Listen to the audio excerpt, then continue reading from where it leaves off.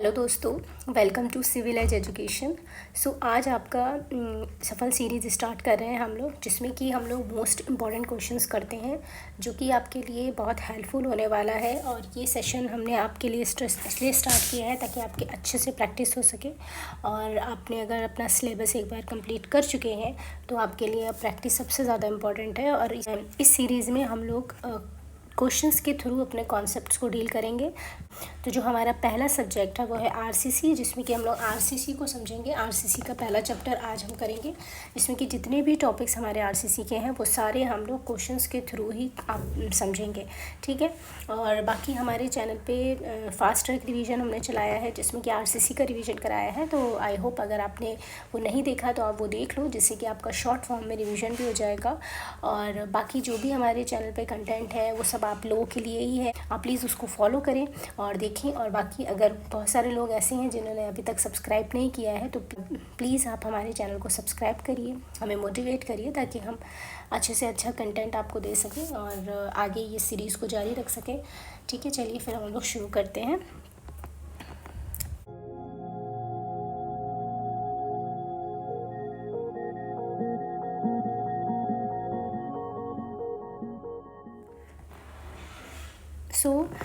RCC में जो पहला चैप्टर है उसमें हमारे क्या क्या चीज़ें हैं वो हम देख लेते हैं।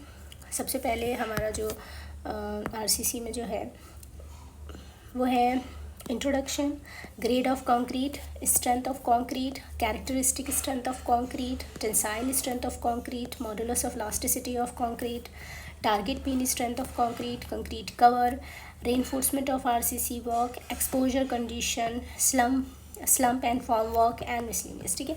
सो these all are the topics जिससे कि क्वेश्चंस आपके एग्जाम्स में आते हैं। और ये सारे ही आई थिंक मैंने सारे ही जितने भी टॉपिक्स हैं हमारे फर्स्ट चैप्टर के वो सारे इसमें कवर हो जाएंगे आपके, ठीक है।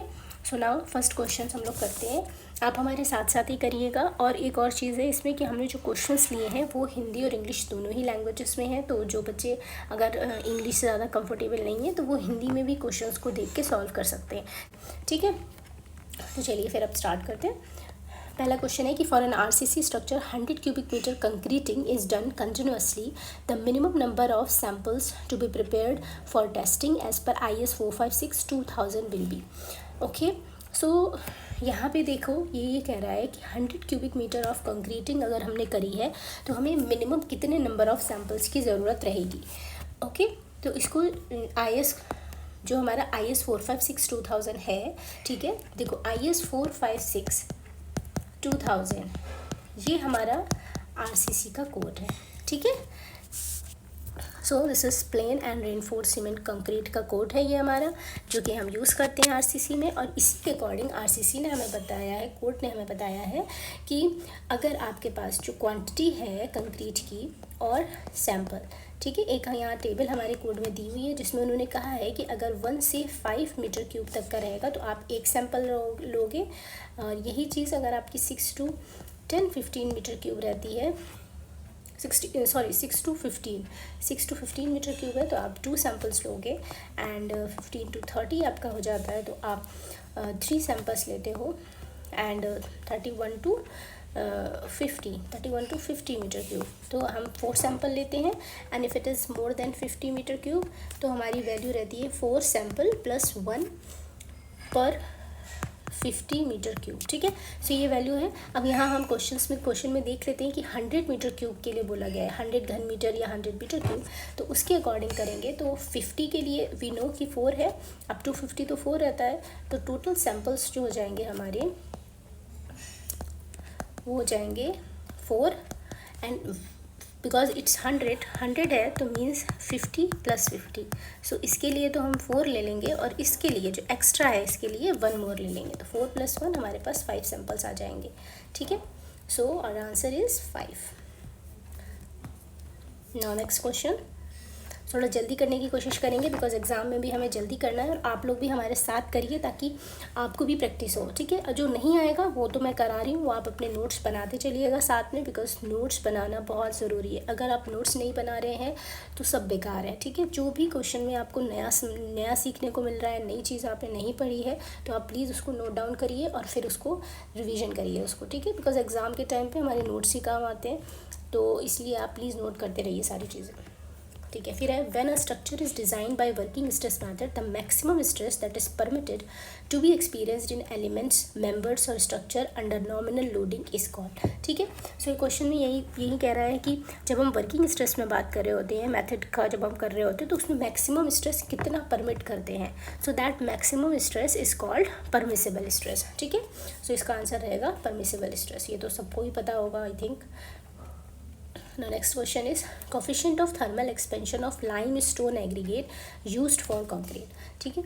So coefficient of thermal expansion हम लोग पढ़ते हैं, तो ये coefficient of thermal expansion जो रहता है, ठीक है, ये हम लोग अपना शो में भी पढ़ा है हमने, है ना। जब हम लोग थर्मल स्ट्रेसेस की बात कर रहे होते हैं तो वहाँ पे भी हमने पढ़ा है। इसको अल्फ़ा से डिनोट करते हैं, ठीक है, जिसकी यूनिट जो होती है, इसकी जो यूनिट होती है वो पर डिग्री सेल्सियस रहती है। सो यहाँ पे दिया हुआ है कि लाइमस्टोन के लिए क्या है, ये वैल्यू तो आपको याद ही करनी पड़ेगी। लाइमस्टोन के लिए जो वैल्यू रहती है वो 0.6 से 0.9 into 10⁻⁻5 degree Celsius. So this is your answer. And बाकी इसके अलावा भी आप याद कर लो कि 0.6 से 0.9 तो लाइमस्टोन हो गया, 0.9 से 1.2 ये सैंडस्टोन की वैल्यू होती है, ठीक है। एंड 1.2 से 1.3 ये आपकी क्वार्ट्ज़ाइट की रहती है, क्वार्ट्ज़ाइट। आई थिंक ये विजिबल है कि नहीं, मैं दूसरा पेन यूज़ कर लेती हूँ। एंड 0.8 से 0.9 ये रहता है आपका बेसाल्ट का, ठीक है। बाकी इसमें आपको और क्या याद करना है, अल्फ़ा की वैल्यू कंक्रीट की आपको पता होना चाहिए। कंक्रीट की वैल्यू होती है 1.1 इंटू 10⁻⁻5 पर डिग्री सेल्सियस। ऐसे ही अल्फ़ा स्टील की वैल्यू रहती है 1.2 इंटू 10⁻⁻5 पर डिग्री सेल्सियस, ओके। अल्फ़ा में एक और वैल्यू है, लाइक 2-3 वैल्यूज़ है जो आप याद कर सकते हो, ठीक है। जैसे कि एल्यूमिनियम की जो वैल्यू होती है आपकी, ये रहती है आपकी 2.3 इंटू 10⁻⁻5 पर डिग्री सेल्सियस। और कॉपर की बात करोगे तो ये होता है 1.9 इंटू 10⁻⁻5 पर डिग्री सेल्सियस। तो आप ये देख रहे हो कि एल्यूमिनियम का जो थर्मल कोफिशिएंट है वो कितना ज़्यादा है, ठीक है, सबसे ज़्यादा एल्यूमिनियम का ही रहता है। बट हम लोग अपने आरसीसी में जो दो मटेरियल यूज़ करते हैं वो हम ये दोनों करते हैं। स्टील का हम यूज़ इसीलिए करते हैं क्योंकि स्टील और कंक्रीट का थर्मल कोफिशिएंट सेम होता है, इसीलिए हम लोग स्टील का यूज़ करते हैं एज एन रेनफोर्समेंट। करने को हम एल्यूमिनियम भी यूज़ कर सकते हैं बट नहीं करते, बिकॉज स्टील जो है हमारे लिए अफोर्डेबल भी पड़ती है और साथ में इसका थर्मल कोफिशिएंट भी कंक्रीट से सिमिलर होता है। तो जब एक्सपेंशन होगा तो दोनों साथ में ही स्ट्रेस होंगे, ठीक है। हमें क्योंकि ये नहीं चाहिए कि कंक्रीट स्ट्रेस हो गई और हमारी स्टील स्ट्रेस नहीं कर रही है, साथ में हमें चाहिए। तो एक इस वजह से हम लोग स्टील का इस्तेमाल करते हैं। क्वेश्चन ये पूछा जाता है कभी कभी कि स्टील ही क्यों यूज़ करते हैं, तो यू शुड नो दैट।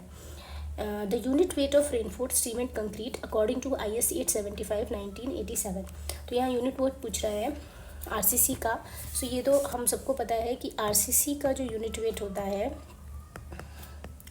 ठीक है, it is 25 kilonewton per metre cube, ठीक है। इसको अगर हम केजी में करेंगे तो केजी पर मीटर क्यूब में it is 2500 KG per metre cube हो जाता है ये इन terms of KG per metre cube. ऐसे ही आपको पीसीसी का भी पता होना चाहिए। पीसीसी का जो यूनिट वेट होता है it is 24 kilonewton per metre cube and in KGs it is 2400 KG per metre cube, okay. Sometimes इसमें क्वेश्चन जो है समटाइम्स इस तरह से भी क्वेश्चन आता है कि weight of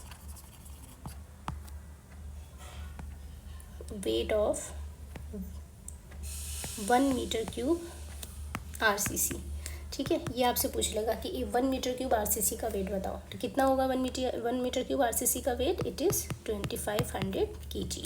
similarly 1 metre cube of PCC का weight it is 2400 KG. So इस फॉर्म में भी ये क्वेश्चन पूछ सकता है, ठीक है। Next question, M65 grade concrete is. So M65 grade और कंक्रीट क्या होता है। अब इसमें आप ये देख लो कि ग्रेड ऑफ कौन कौन से ग्रेड्स होते हैं हमारे। सो हम ग्रेड्स की अगर बात करें तो हमारे पास 3 टाइप के ग्रेड्स होते हैं। ऑर्डिनरी ग्रेड्स, ऑर्डिनरी जिसको हम लोग कंक्रीट भी बोलते हैं, ऑर्डिनरी कंक्रीट, ठीक है। Standard concrete and high strength concrete, okay. So इसमें अकॉर्डिंग टू अगर हम IS 4, 5, 6, 2000 की बात कर रहे हैं, तो उसमें उन्होंने कहा है कि M10 से लेके M20 तक जितने भी ग्रेड्स हैं हमारे, वो ऑर्डिनरी कंक्रीट कहलाएंगे, ठीक है। M25 से M55 स्टैंडर्ड कहलाएंगे, एंड M55 से M80 ये हाई स्टैंड कहलाएंगे, ठीक है। बट इसमें एक एक्सेप्शन है, ये है क्योंकि आफ्टर 4th अमेंडमेंट, ठीक है, जो हमारे इस कोड का अमेंडमेंट हुआ है 2013 में, ओके। तो 2013 में एक अमेंडमेंट हुआ जिसमें इन्होंने ये कहा कि जो M60 ग्रेड है, M60 ग्रेड जो होगा ये हमारा अब स्टैंडर्ड हाई स्ट्रेंथ कंक्रीट में ना रह के स्टैंडर्ड में हो जाएगा, तो इसको अब हम लोग स्टैंडर्ड कंक्रीट में लेंगे, ओके। तो अब अगर हम स्टैंडर्ड कंक्रीट की बात करेंगे तो उसमें जो ग्रेड्स आएंगे हमारे वो आ जाएंगे M25 टू M60, ओके। सो ये भी आपको पता होना चाहिए। आई थिंक आपको ये आपने राइट डाउन कर लिया, आप इसको राइट डाउन कर लो अच्छे से, then I will move further, ठीक है। चलो next, the minimum grade for PCC and RCC। So this is तो वेरी इजी। हम PCC के लिए भी नो कि जो मिनिमम ग्रेड होता है वो हम M15 लेते हैं, and for RCC it is M20। अब यहाँ पे देखिए क्या है, यहाँ पे एक दो चीज़ें हैं जो आपको पता होनी चाहिए मिनिमम ग्रेड के रेस्पेक्ट में। सो मिनिमम ग्रेड आपको ये भी पता होना चाहिए कि मिनिमम ग्रेड अगर आप C की कंडीशन में देख रहे हो, C में, ठीक है, C वाली कंडीशंस जो आपकी रहती हैं उसमें जो मिनिमम ग्रेड आपका रहता है वो आपका M30 रहता है, ठीक है। C के आसपास अगर आपका कोई स्ट्रक्चर बन रहा है तो वहाँ पे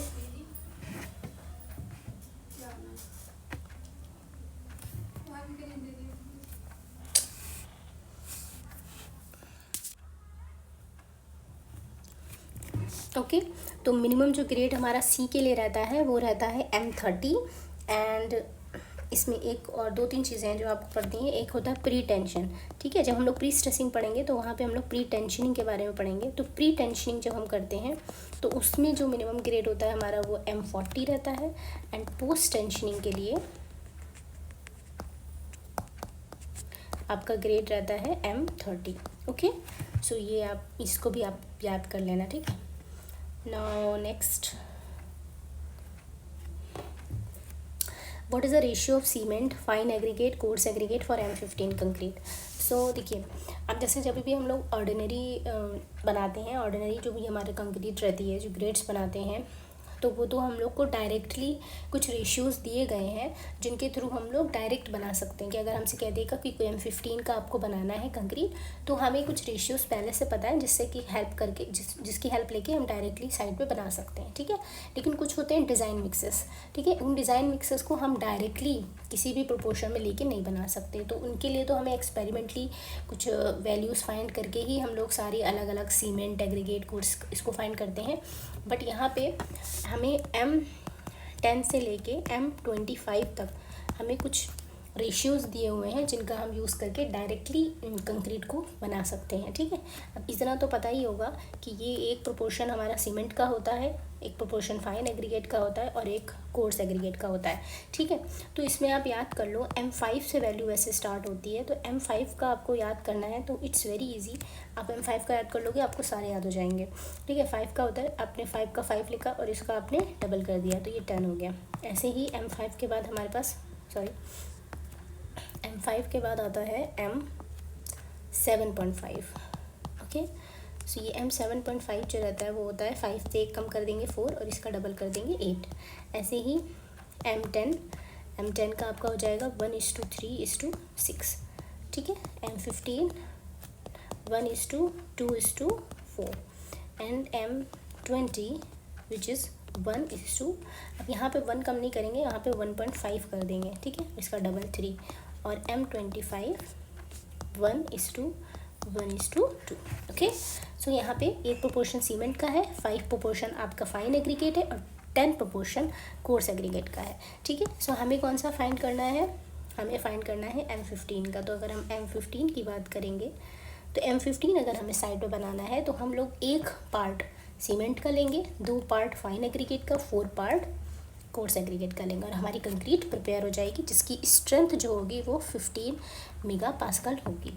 ठीक है, M15 का ग्रेड हमारा तैयार हो जाएगा। ऐसे तो इसको याद करने का मैंने आपको तरीका बता दिया, ऐसे आप याद कर लेना। ये आपको पता होना चाहिए कि 5, 7.5, 10, 15, 20, 25 होता है और इसकी स्टार्टिंग ऐसे होती है, तो आपको इजी रहेगा याद करने में। ठीक है, चलो हम नेक्स्ट करते हैं। The characteristic strength of concrete is defined as that strength below which not more than of the test results are expected to fall. ठीक है, वी नो दैट कि जो हमारी कैरेक्टरिस्टिक कंक्रीट की स्ट्रेंथ होती है, जिसको हम लोग FCK बोलते हैं, ये वो स्ट्रेंथ होती है जिसमें कि जो टेस्ट रिजल्ट है वो it should not be less than 5%। Okay, so it should not be less than 5%। Test result हमारा फेल नहीं होना चाहिए। इसको हम कैसे समझेंगे कि अगर हमने 100 सैम्पल्स बनाए, फॉर एग्जांपल हमने 100 सैम्पल्स बनाए हैं, तो उसमें से और हम बना रहे हैं कौन सा ग्रेड, M20 का ग्रेड बना रहे हैं। ठीक है, M20 के ग्रेड के लिए हमने 100 सैम्पल्स ली हैं, तो इसमें ये जो 100 सैम्पल्स हैं, इसमें से सिर्फ 5 सैम्पल्स ऐसे होने चाहिए जिनकी वैल्यू इस 20 से कम आएगी। जब इन सैम्पल्स को अलग अलग जब हम लोग इसकी स्ट्रेंथ फाइंड आउट करेंगे, टेस्ट करेंगे इनको, तो इसकी स्ट्रेंथ 20 से कम आएगी। और ऐसे सैम्पल्स जिनकी स्ट्रेंथ 20 से कम आ रही है वो हमारे सिर्फ और सिर्फ 5 होंगे। ओके, तो यहाँ पे परसेंटेज के फॉर्म में हमने बोला है कि अगर 100 लेते हैं तो 5 है, मीन्स 5%। ओके, तो 5% हमारा टेस्ट रिजल्ट फॉल करेगा, तभी वो हमारी कैरेक्टरिस्टिक स्ट्रेंथ होगी। तो इसलिए यहाँ पे आप 5% याद कर लेंगे। नेक्स्ट, इसका एक कर्व भी होता है, आपको एक कर्व दिखा देती हूँ। हम एक कर्व बनाते हैं स्ट्रेंथ और फ्रिक्वेंसी में। ठीक है, so this is the curve, जिसमें कि ये कुछ नॉर्मल डिस्ट्रीब्यूशन फॉलो करता है ये कर्व।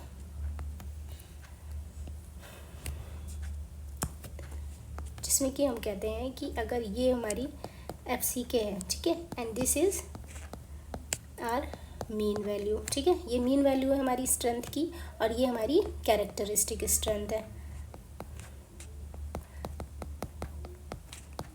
सो कैरेक्टरिस्टिक स्ट्रेंथ तभी होगी जब हमारा जो टेस्ट रिजल्ट है, जो हमारे रिजल्ट्स आए हैं, उसकी वैल्यू 5% तक ही कम रहे। ठीक है, तो ये वैल्यू जो वैल्यूज जो 5 इससे कम है, FCK से कम है, ये कितनी होंगी, टोटल 5% होंगी। ओके, और ये हमारी मीन वैल्यू, इसको हम लोग बोलते हैं मीन, जिसको हम लोग टारगेट मीन भी कहते हैं। और इसको अगर हम टारगेट मीन की बात करेंगे तो टारगेट मीन के लिए 50% टेस्ट रिजल्ट फॉल होते हैं। ओके, हमें ये तभी मिलेगी जब इसके नीचे 50%, सिर्फ और सिर्फ 50% से ज़्यादा नहीं होना चाहिए, टेस्ट रिजल्ट फॉल नहीं होना चाहिए FM के लिए। ओके, और इसमें एक फार्मूला भी होता है, दोनों को रिलेशन को हम डिफाइन करते हैं। तो ये जो वेरिएशन होता है दोनों का FCK और FM में, ये 1.65 सिग्मा होता है। तो इसलिए हम FM को डिफाइन कर सकते हैं FCK प्लस 1.65 सिग्मा।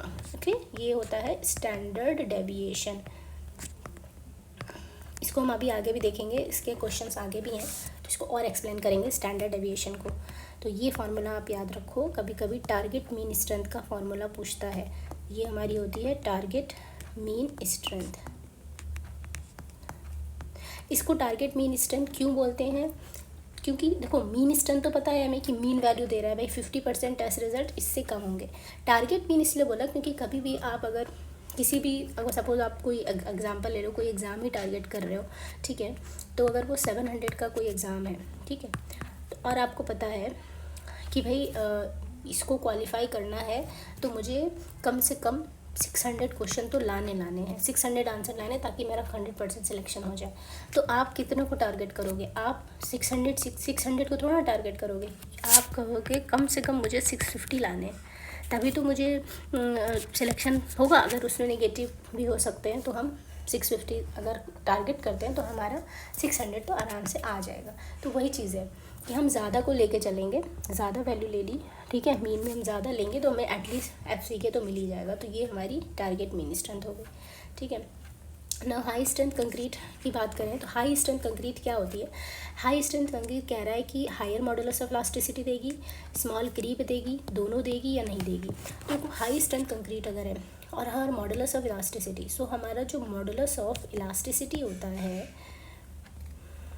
वो हमारा क्या होता है, वी नो दैट कि वो 5000 under root of F C के होता है, ठीक है। This is 5000 under root of F C के, तो it is directly proportional to the strength of concrete, ठीक है। अगर हम हाई स्ट्रेंथ यूज़ करेंगे तो एफ सी के की स्ट्रेंथ बढ़ेगी, इसकी स्ट्रेंथ बढ़ेगी, तो ये वैल्यू भी हमारी बढ़ेगी, ठीक है।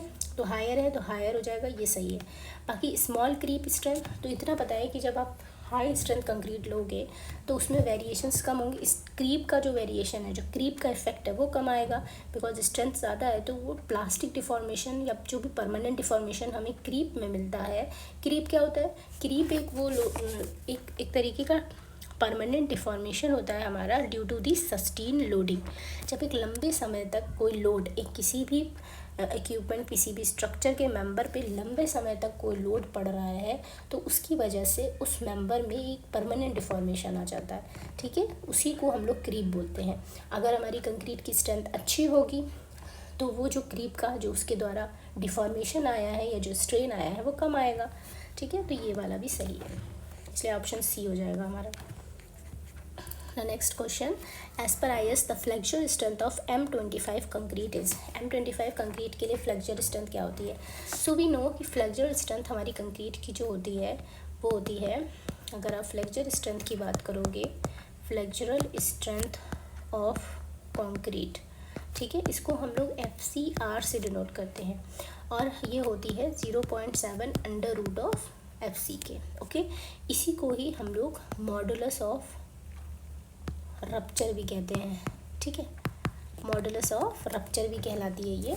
तो यहाँ पे बोल रहे हैं, देखो, क्योंकि क्वेश्चन इस तरह से भी आ सकता है आपसे कि मॉडुलस ऑफ रप्चर बताओ, ठीक है। यहाँ पे तो फ्लेक्चरल स्ट्रेंथ ही पूछी है, जहाँ पे देखो M25 दिया है, यहाँ पे M25 क्या होता है, M का मतलब होता है मिक्स, और 25 it is the characteristic strength of concrete, okay. इसकी जो कैरेक्टरिस्टिक स्ट्रेंथ है कंक्रीट की वो है 25 मेगा पास्कल, मीन्स 25 न्यूटन पर mm²। सो ये वैल्यू है। अब हम ये वैल्यू इसमें पुट कर देंगे तो हमारा फ्लेक्चरल स्ट्रेंथ ऑफ कंक्रीट आ जाएगी, जो कि है FCR, so 0.7 under root of 25, जिसको हम ऑन सॉल्विंग ये हमें मिल जाएगा 3.5 न्यूटन पर mm², ऑप्शन ए, ओके। तो इस तरह से याद रहे, इस तरह से आप इसको देख लेना, फ्लेक्चर स्ट्रेंथ आपकी ये रहती है, यहाँ से इजी है ये तो। Next question, empirical relation between tensile strength and compressive strength of concrete. Tensile strength और कंप्रेसिव स्ट्रेंथ, वी नो कि कंप्रेसिव स्ट्रेंथ जो कंक्रीट है उसकी कंप्रेसिव स्ट्रेंथ बहुत अच्छी होती है, बट टेंसाइल स्ट्रेंथ बहुत वीक होती है, अच्छी नहीं होती है, ठीक है। RCC में डिज़ाइनिंग में तो हम उसको ज़ीरो ही मान के चलते हैं, लेकिन कुछ ना कुछ उसकी स्ट्रेंथ होती है। तो यहाँ पे इन्होंने क्लैरिफाई नहीं किया है कि ये डायरेक्ट स्ट्रेंथ की बात कर रहे हैं या फिर स्प्लिट टेंसाइल स्ट्रेंथ की बात कर रहे हैं, बिकॉज हमारे पास दो स्ट्रेंथ होती हैं, एक होती है direct tensile strength. Direct tensile strength हमारी जो होती है वो होती है 1/10 of characteristic strength of concrete, okay, and जिसको हम लोग लिख सकते हैं 1/10 ऑफ FCK। दूसरी होती है हमारी split tensile strength,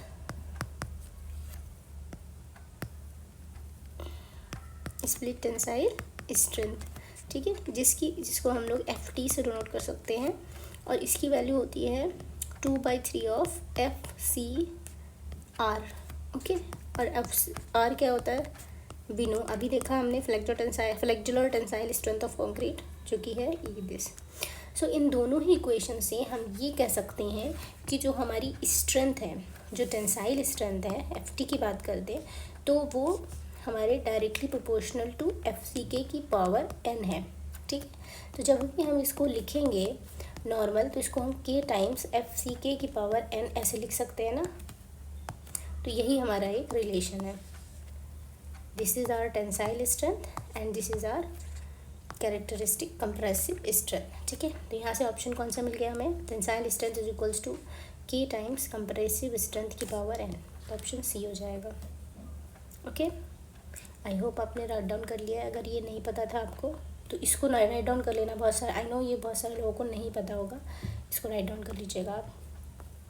next question, the flexural strength of M30 concrete as per IS 456 is. Flexural strength फिर से वही सेम क्वेश्चन है, सिंपली आपको FCR equals to 0.7 under root of FCK ये लगाना है। और FCK इस बार क्या है, इस बार जो FCK है वो आपका है 30 मेगा पास्कल। ओके, यहाँ से आप फाइंड आउट कर लीजिएगा। Now next, the difference in 7D compressive strength. 7D compressive strength का जो डिफरेंस रहेगा, चाहे क्यूब का बना रहे हो चाहे सिलेंडर का, prepared with impure and pure water should not be differ by more than. तो जब भी आप प्योर और इम्प्योर वाटर लेके कोई भी टेस्टिंग कर रहे हो और इसकी कंप्रेसिव स्ट्रेंथ निकाल रहे हो, ठीक है, तो 7 डेज़ की जो स्ट्रेंथ रहती है उसमें वेरिएशन जो रहता है वो 10% का रहता है। तो ये याद कर लेना, ये तो याद करने वाली चीज़ है, इसको आप याद कर लीजिएगा, 10% का वेरिएशन रहता है। Now, what is the ratio of flexural strength to the characteristic compressive strength of concrete of M25 grade of concrete? So यहाँ पे कह रहा है कि फ्लेक्चरल टेंसाइल स्ट्रेंथ और कैरेक्टरिस्टिक स्ट्रेंथ का रेशियो बताइए। सो वी नो FCR क्या होता है, 0.7 under root of FCK and upon FCK। So on solving will get under root of FCK। So 0.7 upon under root of 25 जो कि हो जाएगा 0.7 ऑफ 5, जो हमारा निकल के आएगा 0.14। तो ऑप्शन सी हो जाएगा। Okay, no next question, the modulus of rupture of concrete gives. Modulus of rupture आपको क्या देता है, अभी पता है। मॉडुलस ऑफ रप्चर किसको कहते हैं, हम किसको कहते हैं, flexural tensile strength of concrete, इसी को कहा जाता है। Okay, modulus of rupture of concrete is a measure of, क्या यहाँ पर से क्या चूज़ करेंगे, फ्लेक्चरल टेंसाइल स्ट्रेंथ ऑफ, या फिर tensile strength of concrete under bending. ठीक है, ये भी लिख सकते हैं इसको। Okay, next question, long term elastic modulus in terms of creep coefficient and 28 days characteristic strength is given by. So we know कि जो EC होता है, जो हमारा E है, C जिसको बोलते हैं हम लोग, वो हमारा 5000 अंडर रूट ऑफ FCK होता है। Modulus of elasticity of concrete, जब इसमें हम लोग लॉन्ग टर्म इफेक्ट में देखते हैं, मतलब कि क्रीप को भी इंक्लूड कर लेते हैं, जब भी हम लॉन्ग टर्म की बात करेंगे तो वहाँ पे क्रीप आ जाएगा। ठीक है, बिकॉज क्रीप भी एक लॉन्ग टर्म प्रोसीजर है, लंबे समय का, तो क्रीप आ जाएगा। और जब हम उसके फॉर्म में लिखते हैं इसको, तो वो हो जाता है अपॉन 1 + थीटा। तो ये ऑप्शन आपका ए हो जाएगा। Next question, as per IS 456/2000 actual measured values of modulus of elasticity EC may be from EC with usual notation. तो इस क्वेश्चन में देखिए क्या कहना चाह रहा है ये, कि अगर आपके पास एक्चुअल आपने मेज़र करी है EC की वैल्यू, ठीक है, उसको आप अगर हम जो फॉर्मूले से निकाल रहे हैं which is 5000 under root of FCK, तो ये दोनों वैल्यूज़ में क्या डिफरेंस होगा, ये किस तरह से डिफ़र करेंगी। तो कोड ने ये दिया है कि अगर आप इस तरह से निकालोगे कि आपने एक एक्चुअल वैल्यू निकाली EC की और एक फॉर्मूले से निकाली, तो दोनों में जो वेरिएशन रहेगा वो ±20% का रहेगा। ठीक है, सो ±20% का आपका वेरिएशन रहेगा इसमें। ठीक है, अगर आपको नहीं पता था तो आप इसको नोट डाउन कर लीजिएगा। Next question, as per IS 456/2000, the value of creep coefficient to estimate the ultimate creep strain of a structural element when the age at loading is 7 days shall be the value of creep coefficient। ठीक है, तो यहाँ creep coefficient की बात करी जा रही है, to estimate the ultimate creep strain of a structural element when age of loading। ठीक है, तो कोड ने हमें वैल्यूज़ दी हैं कुछ, ठीक है, कि अगर एज ऑफ लोडिंग, आपको age of loading and creep, ठीक है, क्रीप कोफिशिएंट। सो अगर आपकी लोडिंग की एज, अगर आपकी जो लोडिंग की एज है वो अगर 7 डेज़ है, तो आपका क्रीप कोफिशिएंट होगा 2.2 होगा। और अगर 28 डेज़ है तो ये वैल्यू आपकी हो जाएगी 1.6। ठीक है, 1 ईयर में ये वैल्यू आपकी हो जाएगी 1.1। मैं इसको रब कर देती हूँ, सही से लिख देते हैं। ठीक है, 2.2 होता है। तो ये वैल्यूज़ हमारे कोड में दी हुई हैं कि लोडिंग की जैसे जैसे एज बढ़ेगी वैसे वैसे आपके क्रीप कोफिशिएंट की वैल्यू कम होती जाएगी। ठीक है, तो क्रीप कोफिशिएंट की वैल्यू यहाँ पे हम कितने टाइम के लिए पूछी, 7 डेज, तो 7 डेज के लिए हमें 2.2 लेना, ऑप्शन सी हो जाएगा। Now, if the characteristic compressive strength at 28 days is this and the standard deviation is 5.3 Newton per mm square, then what is the target mean strength for the desired characteristic compressive strength? तो अगर target mean strength कोई पूछ रहा है, अभी हमने पीछे ही पढ़ा है कि टारगेट मीन स्ट्रेंथ हमारी क्या होती है, ठीक है, ये कितनी होती है, ये होती है हमारी एफ सी के प्लस 1.65 ऑफ सिग्मा। ओके, तो यहाँ हमें एफ सी के भी दिया है, एफ सी के कितना है 25 plus 1.65 and the sigma is also given here which is 5.6। ठीक है, इसको हम लोग फाइंड आउट कर लेंगे और आंसर निकाल लेंगे, ये आपको सॉल्व कर लीजिएगा, सिंपल कैलकुलेशन है तो ये हो ही जाएगा। बाकी नेक्स्ट क्वेश्चन है कि the total number of test strength of samples required to constitute the acceptable record for calculation of standard deviation for each grade of concrete shall not be less than. ठीक है, तो ये question जो है पूछ रहा है कि जब आप स्टैंडर्ड डेविएशन की वैल्यू निकाल रहे होते हो तो कितने नंबर ऑफ सैम्पल्स आपको लेने ही लेने हैं, अच्छी मतलब कि total number of test strength of samples, तो मतलब कितने नंबर ऑफ सैम्पल्स आपको लेने ही लेने हैं एक एक्सेप्टेबल रिकॉर्ड के लिए, कि वो वैल्यू स्टैंडर्ड डेविएशन की एक्सेप्ट कर ली जाए, तो कितने आपको सैंपल लेने। तो कोड ने ये वैल्यू दी है कि कम से कम आपको 30 सैंपल्स लेने अगर आप स्टैंडर्ड डेविएशन फाइंड कर रहे हैं। ठीक है, तो ये हम आपको इसको दिखा भी देते हैं कि कोड में ये कहाँ पे गिवन है। वेट, यहाँ दिया हुआ है, ये देख लीजिए आप कि number of test results of sample, the total number of test strength of sample required to constitute an acceptable record for calculation of standard deviation shall be not less than 30। Attempts should be made to obtain the 30 sample as early as possible when a mix is used for the first time। तो यहाँ पे same आपका clear हो गया कि 30 value होनी चाहिए कम से कम। ठीक है, ये क्लॉज 9.2.41 में दिया हुआ है। ठीक है, तो ये हो गया तो 30, इसको आप नोट डाउन कर लीजिएगा। बाकी if the standard deviation of 40 concrete cube sample is 3 megapascal and the average is 3 megapascal, then the coefficient of variation for this data set will be. See, जब हम लोगों ने रिवीजन किया था अपना फास्ट ट्रैक रिवीजन, तो chapter 1 में हमने पढ़ा था कोफिशिएंट ऑफ वेरिएशन के बारे में। ठीक है, तो कोफिशिएंट ऑफ वेरिएशन क्या होता है, coefficient of variation it is the ratio of standard deviation upon mean. ठीक है, स्टैंडर्ड डेविएशन ये हमारा होता है standard deviation and this is mean. ठीक है, या इसको आप एवरेज भी बोल सकते हो। सो यहाँ से हम फाइंड कर लेंगे coefficient of variation, C V बोल सकते हैं इसको। और सिग्मा हमें कितना दिया है, it is 3 and the average is 30। Okay, 30। ठीक है, now we have to find out in percentage, तो हम लोग मल्टीप्लाई कर लेंगे इसको 100 से, तो हमारी वैल्यू आ जाएगी 10। So answer is A. Okay, so note down it. Now will move further. Next question, effective cover of reinforcement is. Effective cover, तो for that you should know first of all कि effective cover होता क्या है। ठीक है, तो अगर हम एक सैंपल लें, आपको एग्जाम्पल से समझा देती हूँ। इफेक्टिव कवर और क्लियर कवर में काफ़ी लोगों को दिक्कत होती है।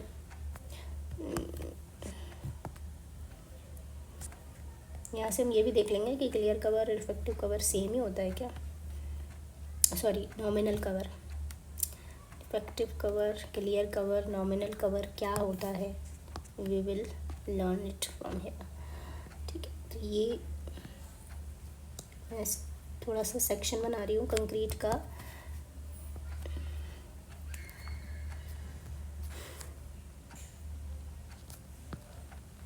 ओके, सो ये हमारी रेनफोर्समेंट है। अगर हम इसको देखें तो ये हमारी क्या है, this green one is the main reinforcement, the red one is the stirrups, और ये जो ब्लू है, ठीक है, जो ब्लू पोर्शन है हमारा, इसको ये हमारी क्या है, कंक्रीट है। तो जब भी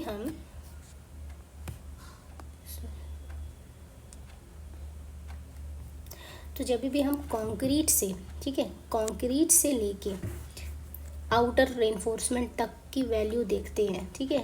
कंक्रीट से आउटर रेनफोर्समेंट, कंक्रीट के आउटर फाइबर और हमारी रेनफोर्समेंट हो जहाँ तक, वहाँ तक का जो कवर होता है इसको हम लोग बोलते हैं नॉमिनल कवर, ठीक है। This is called nominal cover, जिसको हम लोग क्लियर कवर भी बोलते हैं, बिकॉज इट्स वेरी क्लियर। आपको कुछ भी नहीं करना, सिंपली आपने अपना बनाया, ठीक है, जो भी आपने अपना रॉड्स बार्स लगाई और उसके ऊपर स्टरप्स लगाइए, फिर आपने कंक्रीट प्रोवाइड कर दी, तो आउटर हमारी रेनफोर्समेंट के आउटर जिसमें कि आपकी स्टरप्स भी इंक्लूड होंगी, तो वो जितनी भी आप कवर देते हो कंक्रीट का, वो आपका क्लियर कवर होता है, बिकॉज इट्स वेरी क्लियर, इसलिए इसका नाम क्लियर कवर दिया है। और कोड में इसका जो टेक्निकल नेम है वो है नॉमिनल कवर, ठीक है। सो नॉमिनल कवर उन्होंने दिया है।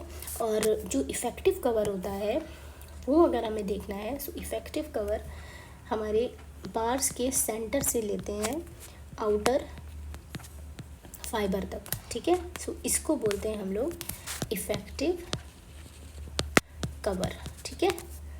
This is nominal cover and this is effective cover, ठीक है। तो यहाँ पे देखो क्या बोल रहा है कि effective cover of reinforcement is total depth -1.5 into bar dia, ये तो नहीं बता सकते ना हम ऐसे डायरेक्टली, ठीक है। Total depth 2 into bar of dia, clear cover plus bar of dia, dia का पूरा हमें नहीं लेना, बार का पूरा डाया नहीं लेना, हाफ लेना है ना, half of dia, okay. And clear cover plus half of bar dia. यहाँ पे अगर हम एक फार्मूला लिखें इफ़ेक्टिव कवर का, ठीक है, इसको हम क्या लिखेंगे, हम लिखेंगे नॉमिनल कवर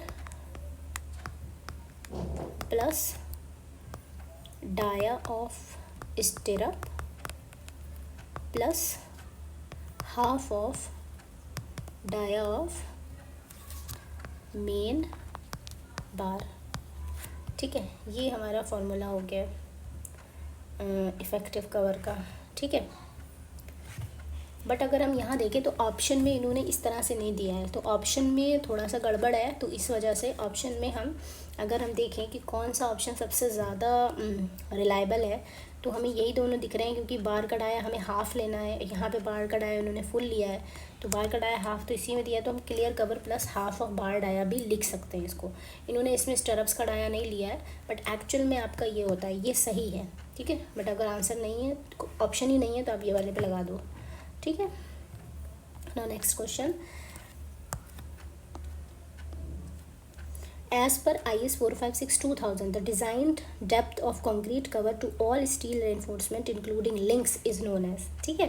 तो यही जो मैंने पीछे बताया था कि क्लियर कवर को नॉमिनल कवर कहा है, यही कोड ने पूरी डेफिनेशन दी है, ये नॉमिनल कवर में डेफिनेशन है इसकी, ठीक है। नॉमिनल कवर की ये डेफिनेशन है कि as per IS 456/2000 the design depth of concrete cover to all steel reinforcement including link is known as, चाहे कितने भी टाइप की इस रेनफोर्समेंट है, और जो लिंक्स हैं, लिंक्स स्टिरप्स भी तो एक तरीके के लिंक्स होते हैं हमारे, तो सारी चीज़ें मेन रेनफोर्समेंट और लिंक्स, इन दोनों को इंक्लूड करके, ठीक है, इन दोनों को इंक्लूड करके इन पे जो कवर दिया जाता है वो नॉमिनल कवर है हमारा, ठीक है, जो पीछे हमने देखा था। सो यहाँ इसका ऑप्शन हो जाएगा बी।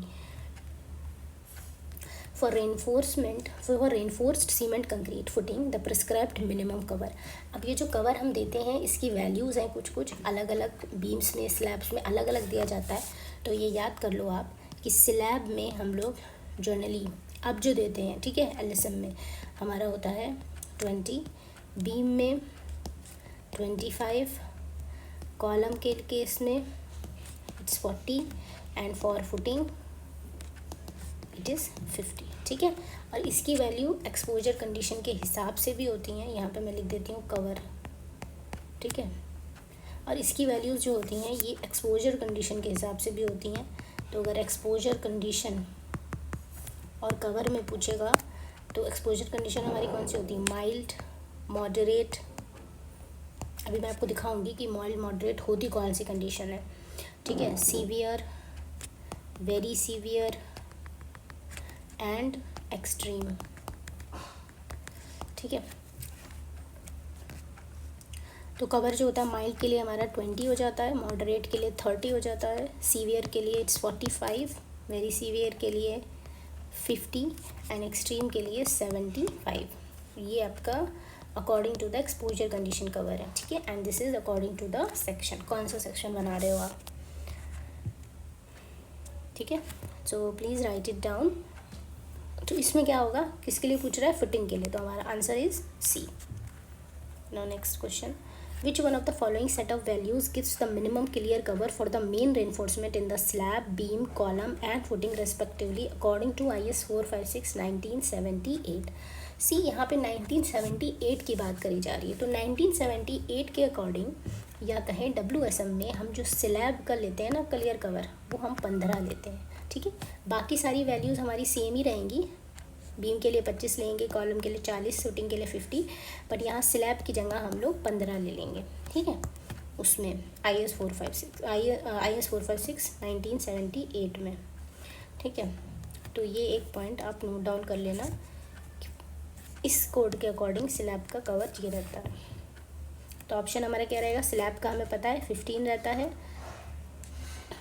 ठीक है, स्लैब का 15 है और बीम का 25 है, कॉलम का 40, फुटिंग का 75।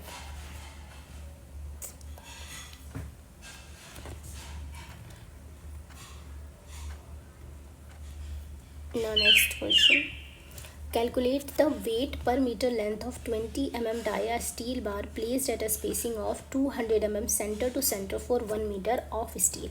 तो ये समटाइम्स आपसे क्वेश्चन पूछ लेता है कि आपको वेट बताना है per metre length of 20 mm dia steel bar. अगर आपने कोई 20 mm डाया की स्टील बार यूज़ की है तो उसका पर मीटर वेट कितना होगा। ठीक है, उस कंक्रीट का पर मीटर वेट कितना होगा, तो उसको फाइंड करने के लिए सबसे पहले उन्होंने ये बोला है कि 1 मीटर का हम बना रहे हैं। 1 मीटर के में अगर हमने बार्स लगाई हैं और उनको 200 mm की स्पेसिंग दी है। ठीक है, सो 1 मीटर में 1 मीटर अगर ये है सपोज़, ठीक है, तो हमने 200 इस तरह से 200 की स्पेसिंग पे ये एक बार प्रोवाइड करी, एक ये बार एक ये इस तरह से बार्स प्रोवाइड कर दिए। ठीक है, ये एग्जांपल्स के तौर पे। तो हमारे नंबर ऑफ़ बार्स कितने होंगे, नंबर ऑफ बार्स हो जाएंगे 1000 डिवाइडेड बाय 200, तो ये हो जाएंगे 5 नंबर ऑफ बार्स हम लगाएंगे सेंटर टू सेंटर डिस्टेंस पे, विच इज़ 200। ठीक है, अब इसको अगर हम देखें, इसको वी नो कि जो यूनिट वेट होता है हमारा, यूनिट वेट ऑफ स्टील का यूनिट वेट कितना होता है 7850 kg पर मीटर क्यूब। ठीक है, तो हमें निकालना है वेट। सो वेट कितना हो जाएगा, बिकॉज यूनिट वेट क्या होता है, वेट अपॉन वॉल्यूम। तो इसको 7850 को अगर हम वॉल्यूम ऑफ बार से मल्टीप्लाई कर दें तो आ जाएगा, है ना, वेट आ जाएगा हमारी एक बार का, बार्स जितनी भी बार्स हैं उनका वेट आ जाएगा। तो इसको हम कैसे फाइंड करेंगे, देखो एक बार का अगर हमें बताना है, एक बार का वॉल्यूम कितना हो जाएगा π/4 into 5 square into because length, और लेंथ क्या है पर यूनिट लेंथ की बात हो रही है, तो यहाँ पे 1 ले लेंगे एंड नंबर ऑफ बार्स कितनी है 5, सो 5 से मल्टीप्लाई कर देंगे तो ये टोटल आपका वॉल्यूम आ जाएगा बार्स का, जितनी भी बार्स है। ठीक, तो यहाँ से सॉल्व कर लेंगे इसको। ठीक है, ये वैल्यू फाइंड आउट कर लेंगे हम, या फाइंड आउट कर लोगे।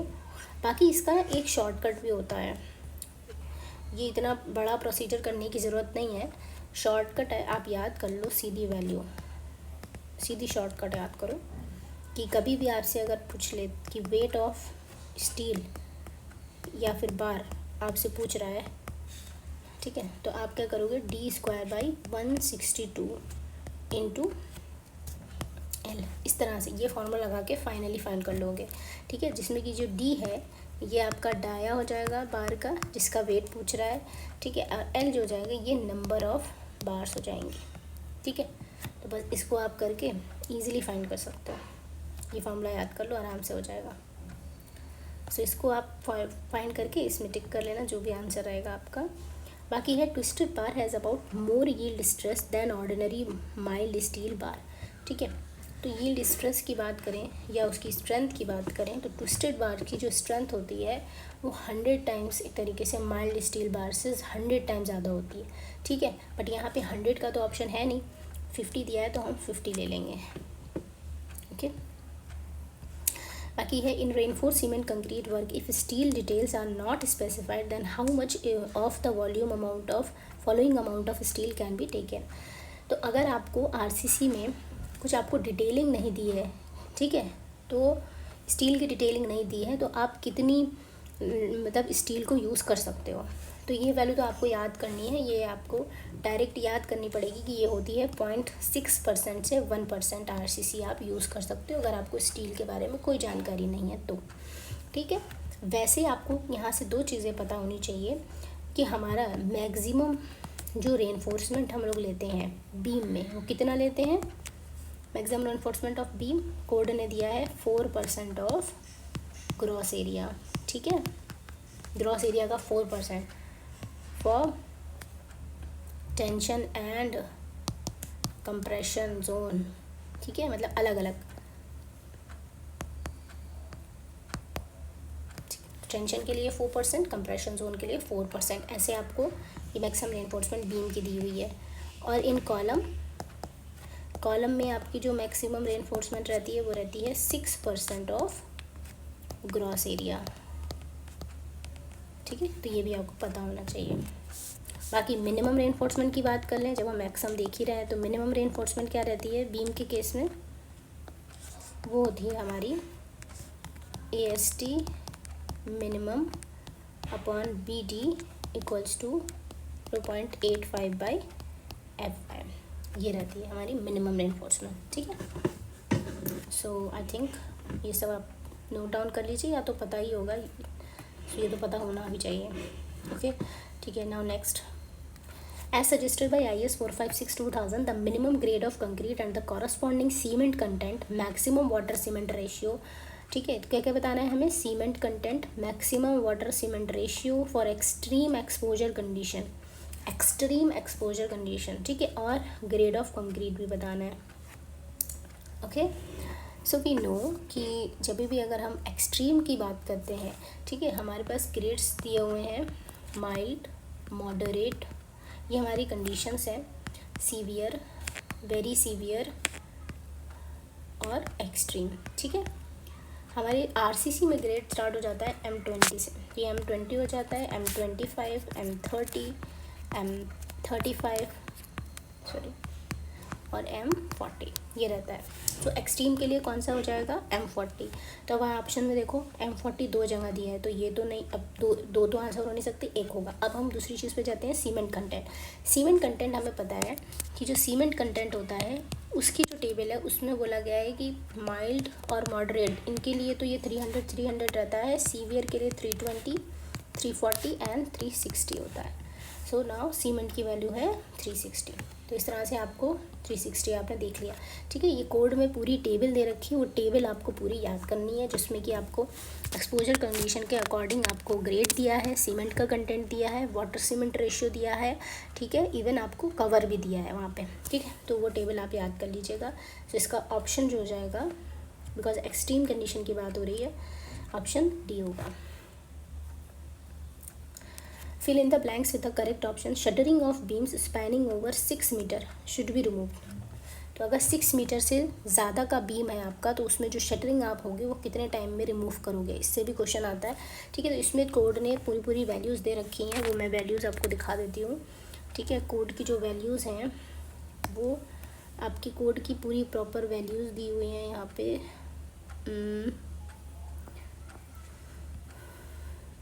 ये हो गया, ठीक है। तो ये आप देख सकते हो,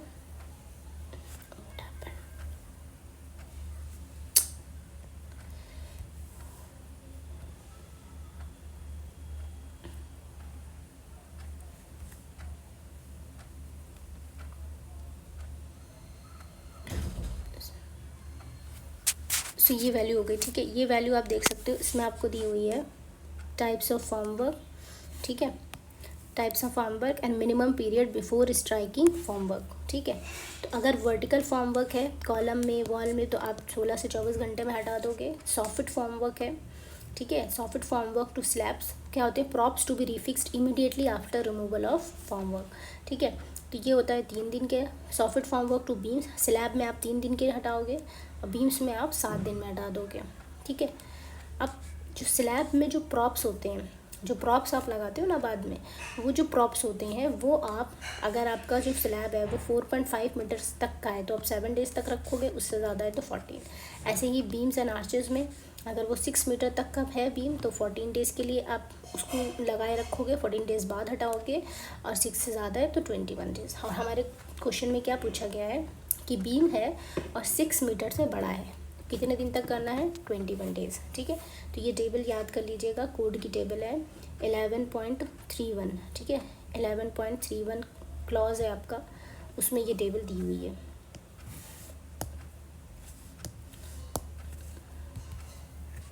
ना जो हम पढ़ रहे थे वो देख लेते हैं।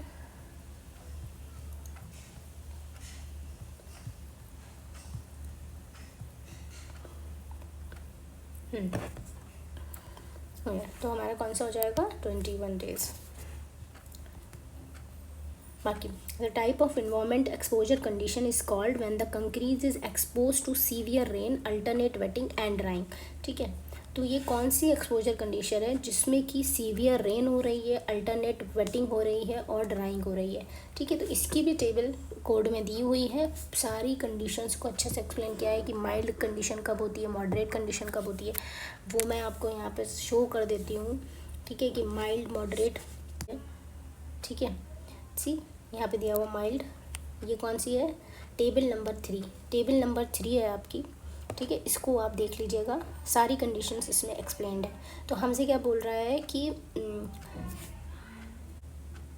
अल्टरनेट वेटिंग एंड ड्राइंग है, सीवियर रेन है, ठीक है, ओकेजनल फ्रीजिंग, ये कंडीशन आपको दी हुई है। ठीक है, ये एक्सट्रीम की है, ये सीवियर की है, तो हमारा ऑप्शन हो जाएगा सीवियर। ये देखिए आईएएस कोड से काफ़ी क्वेश्चंस होते हैं, तो आईएएस कोड तो आपको पूरा रटा होना चाहिए, समझ लीजिए। ठीक है, तो इस एटलीस्ट जो क्वेश्चन पूछे गए हैं वो तो आपको पता हो। ठीक है, तो वो आप याद कर लीजिएगा। तो इसमें हमारी कंडीशन हो जाएगी सीवियर। ठीक है, जब भी severe rain, alternate wetting and drawing की बात होती है तो वो सीवियर हो जाता है। नेक्स्ट क्वेश्चन है कि what is the minimum period before striking formwork for props to slab spanning up to 4.5। अभी हमने देखा कि 4.5 तक के जो स्लैब्स होते हैं उनमें हमें कितने दिन तक देना पड़ता है, 7 डेज़। ठीक है, 7 डेज़ के बाद हटाएंगे, और अगर 4.5 से ज़्यादा है तो हम 14 डेज़ कर देंगे। Next question, a concrete mix of grade M40 is to be use for pavement using paver machine, the recommended slump range as per. तो स्लम की वैल्यू पूछ रहा है। ठीक है, स्लम टेस्ट हम लोग करते हैं वर्केबिलिटी के लिए।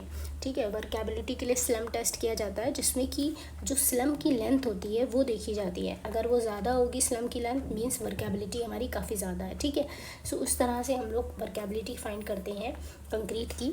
तो इसकी भी एक टेबल हमारे कोड में दी हुई है, उसको कोड है ये है। ठीक है, so you can see here. ठीक, सो ये हमारी स्लम की वैल्यू है, एंड यहाँ देखिए आप।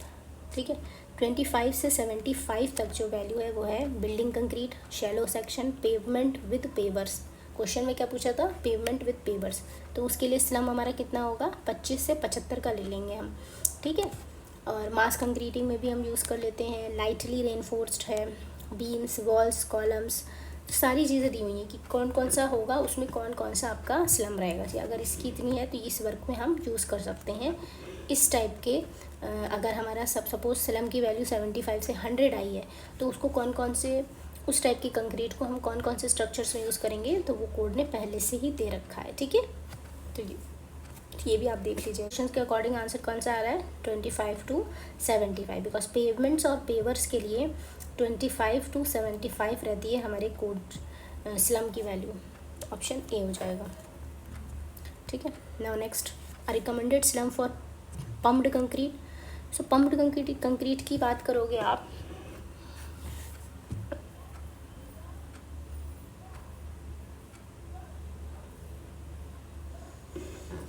पम्प्ड कंक्रीट हम देख लेते हैं एक बार। पम्प्ड कंक्रीट का क्या दिया है कोड ने, पम्प्ड कंक्रीट के बारे में क्या दिया है। तो पम्प्ड कंक्रीट में देखें तो पम्प्ड कंक्रीट देखिए यहाँ पे दिया है। ठीक है, सो ये किस में आ रहा है, it is coming in 75 to 100, तो 75 to 100 में आ रहा है। ठीक है, और 70, so it's coming in 75 to 100।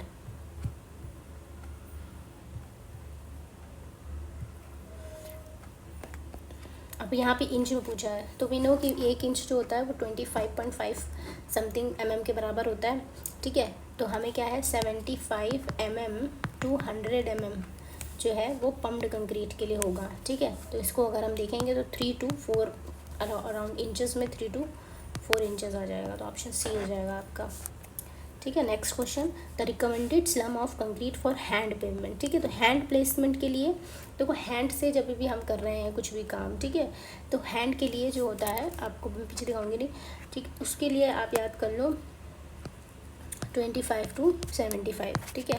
तो इसके लिए वैल्यू आपकी हो जाएगी 1 to 3 हो जाएगी, ठीक है। नाउ AAC ब्लॉक, AAC जो ब्लॉक होते हैं वो होते हैं आपके ऑटोक्लेव्ड एरेटेड कंक्रीट ब्लॉक। ये एक तरीके की जो है वो एक तरीके का ब्लॉक्स हैं जो कि हम in place of conventional bricks use करते हैं, ठीक है। जो कन्वेंशनल जो रेड ब्रिक हम यूज़ करते हैं उसकी जगह आजकल जो अच्छे प्रोजेक्ट्स हैं उसमें AAC ब्लॉक्स का यूज़ हो रहा है, ठीक है। तो इनके कई सारे बेनिफिट्स हैं। इनके जो एडवांटेज की बात कर लूँ मैं, तो इनके एडवांटेजेस ये हैं, सबसे पहला तो ये लाइट वेट होते हैं, ठीक है, ये लाइट वेट होते हैं। दूसरे इको फ्रेंडली होते हैं, ठीक है। तीसरा, ये साउंड रेजिस्टेंस भी होते हैं, साउंड रेजिस्टेंस बहुत अच्छा देते हैं, हीट रेजिस्टेंट बहुत अच्छा देते हैं, इवन फायर रेजिस्टेंट भी देते हैं, ठीक है। तो इनके काफ़ी एडवांटेज हैं। तो ये इन एडवांटेज को देख के हम लोग, और दूसरी चीज़ इसमें कंस्ट्रक्शन बहुत जल्दी होता है क्योंकि इनका जो साइज़ होता है वो कन्वेंशनल ब्रिक के साइज़ से बड़ा होता है, तो हमें जो है ज़्यादा जल्दी कम टाइम में जल्दी हमारा प्रोजेक्ट कंप्लीट हो जाता है, तो अर्ली कंस्ट्रक्शन हो जाता है इससे, ठीक है। तो ये आप इतने एडवांटेजेस इसके बारे में आपको पता होने चाहिए। ऑटोक्लेव एरेटेड कंक्रीट ब्लॉक बोलते हैं इसको। नेक्स्ट क्वेश्चन आपका है कि the maximum permissible value of organic solids in water used for the preparation of concrete as per IS 456/2000, ठीक है। सो जो हम पानी, देखो ये इससे भी क्वेश्चन आते हैं, जो हम कंक्रीट में पानी यूज़ कर रहे होते हैं ना उसकी क्या क्या क्वालिटीज़ हैं। ऐसे ही कोई भी पानी नहीं यूज़ कर लेंगे कंक्रीट में। तो सबसे पहले आपको पता होना चाहिए जो वाटर हम कंक्रीटिंग के लिए यूज़ करते हैं, that water is portable water. Portable water use करते हैं, ठीक है। पोर्टेबल वाटर कौन सा होता है, जो ड्रिंकिंग वाटर होता है, तो पोर्टेबल वाटर उसके लिए यूज़ किया जाता है। बाकी इसका अगर हम इसके pH की बात करें तो इसका pH 6.5 से 8.5 के बीच में रहेगा। क्वेश्चन में कभी कभी ये कह देते हैं कि किससे कम नहीं होना चाहिए, तो it should not be less then 6, ठीक है। pH हमारा 6 से कम नहीं होना चाहिए। और चीज़ें देख लो, ठीक है। अगर आपसे क्लोराइड का एक सेकेंड रुको, हाँ, अभी आपसे पूछा क्या है, अभी आपसे पूछा है ऑर्गेनिक सॉलिड्स, ठीक है। तो ऑर्गेनिक सॉलिड्स की अगर हम बात करेंगे क्या है, तो ऑर्गेनिक सॉलिड्स की बात करेंगे तो ऑर्गेनिक सॉलिड्स जो है ये इसकी वैल्यू जो है वो 200 मिलीग्राम पर लीटर, इससे ज़्यादा नहीं। This is the permissible value, इससे ज़्यादा नहीं होनी चाहिए, ठीक है। इतना आप परमिट कर सकते हो ऑर्गेनिक सॉलिड्स, ठीक है। इनऑर्गेनिक की बात करूँगी मैं, तो इनऑर्गेनिक सॉलिड्स जो है वो कितने हो सकते हैं, वो है 3000 मिलीग्राम पर लीटर, ठीक है। ऐसे ही सस्पेंडेड सॉलिड्स भी होते हैं, सस्पेंडेड सॉलिड्स हैं 2000 मिलीग्राम पर लीटर, ओके। सल्फेट्स भी पता होने चाहिए आपको। सल्फेट्स होते हैं 400 मिलीग्राम पर लीटर, ठीक है। क्लोराइड्स 500 मिलीग्राम पर लीटर। सो ये सब परमिसिबल वैल्यूज़ हैं आपकी, ठीक है। इसको मैं ऊपर लिख देती हूँ, permissible limits, these are your permissible limits, ठीक है। तो ये आपके परमिसिबल लिमिट्स है जो वाटर आप RCC में कंक्रीटिंग के दौरान यूज़ करते हो। ये सारी क्वालिटीज़, इन सारी चीज़ों की ये वैल्यूज़ हैं, ठीक है। Next question, the fibre reinforce concrete if the fibres are not disperse properly then the resulting problem is called as. तो जो फाइबर रेनफोर्स कंक्रीट है अगर उसमें फाइबर्स सही से डिस्पर्स नहीं होती तो इस प्रॉब्लम को क्या कहते हैं। तो अब देखिए कितना फ़ायदा होता है, हमने जब रिवीजन किया था फास्ट ट्रैक रिवीजन में तो ये भी पॉइंट पढ़ा था कि ये जो प्रॉब्लम होती है जब भी हम लोग FRC बनाते हैं तो उसमें जब अच्छे से हमारे फाइबर्स नहीं होती तो उसको हम लोग बोलते हैं बॉलिंग, ठीक है। तो ये बॉलिंग कहते हैं, इसको बॉलिंग कहते हैं या बॉलिंग कहते हैं, आई डोंट नो, बट इसको हिंदी में बोलते हैं गुलिकायन, ठीक है। तो ये कंडीशन ये होती है, ये आप याद कर लीजिए। Now next question, fibre used in FRC are also called as, ठीक है। सो ये जो फाइबर्स, ये क्वेश्चन, ये टॉपिक भी हमने देखा था अपने नोट्स में, जो शॉर्ट नोट्स में, कि जो फाइबर रेनफोर्स कंक्रीट है उसमें जो फाइबर यूज़ करते हैं उसको क्या बोलते हैं, तो इसको हम लोग सेकेंडरी रेनफोर्समेंट बोलते हैं, okay. Now next question, steel corrodes in exposure of air and moisture and rust has, ठीक है। तो स्टील की कंडीशन, स्टील करोड कब होती है, स्टील की दो कंडीशंस होती हैं करोड होने की, या तो वो एक्सपोज हो एयर से या फिर वाटर से हो, ठीक है।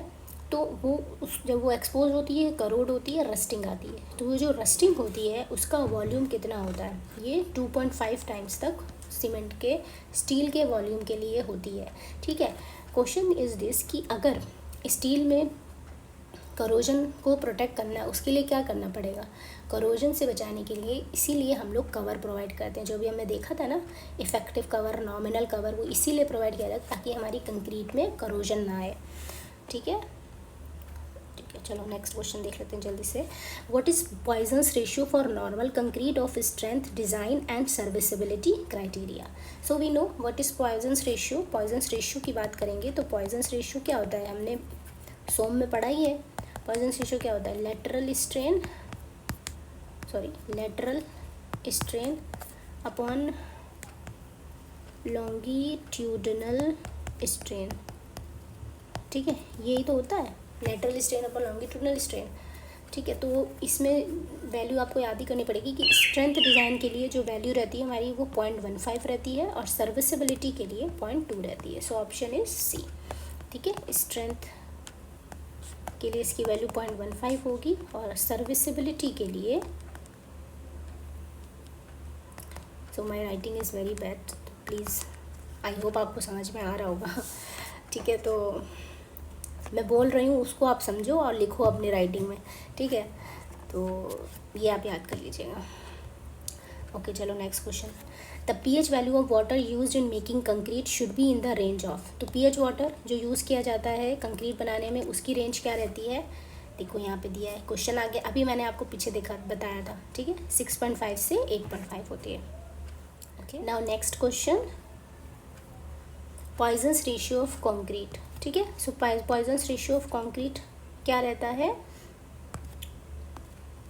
Poisson's ratio of concrete remains constant, increases with richer mixes, decreases with richer mixes, none of the above. तो इसका आंसर है कि it increases with the richer mixes, ठीक है। सो जितना ज़्यादा आप अच्छे कंक्रीट या हाई स्ट्रेंथ कंक्रीट बनाओगे तो उसका पॉइजन रेशियो ज़्यादा होगा, ठीक है। So this is okay. फिर नेक्स्ट क्वेश्चन, चलो ओके। तो आपके सारे क्वेश्चंस हो गए complete. So now I hope पूरा चैप्टर आपका अच्छे से रिवाइज हो गया होगा। सारे इंपॉर्टेंट क्वेश्चंस, सारे जितने भी क्वेश्चंस इस चैप्टर से पॉसिबली आते हैं और जिन टॉपिक्स, सारे टॉपिक्स हमने कवर किए हैं ऑलमोस्ट, ठीक है। और अभी तो हम ये सिर्फ चैप्टर वाइज चल रहे हैं, इसके बाद हम पूरे सब्जेक्ट का भी आपके लिए क्वेश्चंस लेके आएंगे, ठीक है। तो उससे भी हम प्रैक्टिस करेंगे, ठीक है। तो प्रैक्टिस जब तक एग्ज़ाम नहीं हो जाता हम प्रैक्टिस करते रहेंगे और सारे सब्जेक्ट बहुत अच्छे से प्रिपेयर कर लेंगे, ठीक है। सो आई होप आपको अच्छा लगा होगा ये लेक्चर, और अगर आपको अच्छा लगा है तो प्लीज़ इसको लाइक करिएगा, शेयर करिएगा, ज़्यादा से ज़्यादा लोगों में शेयर करिए। बिकॉज देखिए, अगर आप शेयर करोगे तभी आपका भी फ़ायदा है, मेरा भी फ़ायदा है। बिकॉज शेयर करने से क्या होगा, आपका कॉम्पिटिशन बढ़ेगा, आप ज़्यादा से ज़्यादा लोग यहाँ पे जुड़ेंगे, ठीक है। तो जब भी कल को मैं लाइव सेशन लेके आऊँगी, वहाँ पे हम लोग क्वेश्चंस जब करेंगे तो आपको भी एक फ़ील आएगा कंपटीशन का, ठीक है। 1 2 3 बच्चे होंगे तो उससे कोई फ़ायदा नहीं है, आपको कंपटीशन का फील तभी आएगा जब थोड़ी भीड़ होगी, ज़्यादा लोग होंगे, बिकॉज आपको रियल कंपटीशन भी तो फेस करना है, ठीक है। तो उसके लिए आप प्लीज़ शेयर करिए और सब्सक्राइब करिए अगर अभी तक नहीं किया है। एंड फिर मिलते हैं, चलिए नेक्स्ट वीडियो में कल होगी। कल आपका चैप्टर 2 का मैं सारे क्वेश्चंस लेके आ रही हूँ कॉन्सेप्ट के साथ, तो कल की वीडियो ज़रूर देखिएगा। चलिए ठीक है, फिर कल मिलते हैं। Thank you so much.